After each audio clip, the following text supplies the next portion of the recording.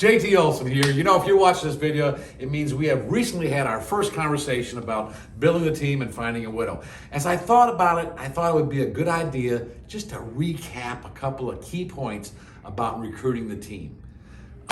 Remember, number one, call the yeses first. Get the momentum going, get things happening. Number two, every time you call the next person, you always mention the names of the people who have already said yes. It builds enthusiasm and builds a little team spirit, adds to their confidence.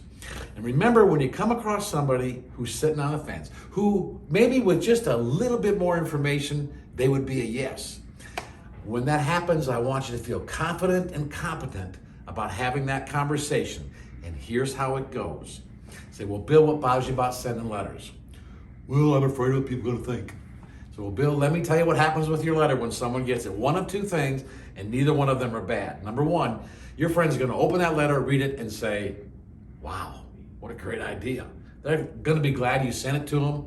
Truth is, they're probably going to need an email reminder to send the check in, but they're actually glad you reminded them. I mean, they like this idea, and they like being part of it.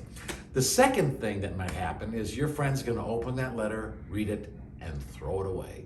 And then you know what he's going to do? He's going to get the peas off the stove, or he's going to pick up Tommy at baseball, or he's going to go on to the next piece of mail, but he's not going to sit and think about you. I'm sorry, people don't think about you that much.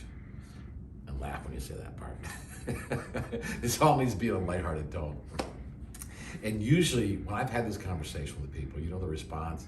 It's usually something like, huh, so maybe I am making too big a deal out of this. And I think a really good response at that point is, yeah, I think you are. As a matter of fact, I think if you were on this team, I think you could make a really big impact, and I really wish you'd consider it.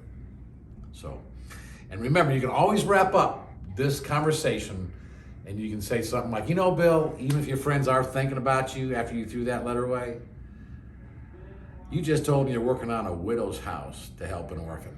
They're probably not thinking bad thoughts. So, hey, this part of the getting the team together, it's the important part. This is what makes the whole thing work. So get the momentum going. Let's go get them.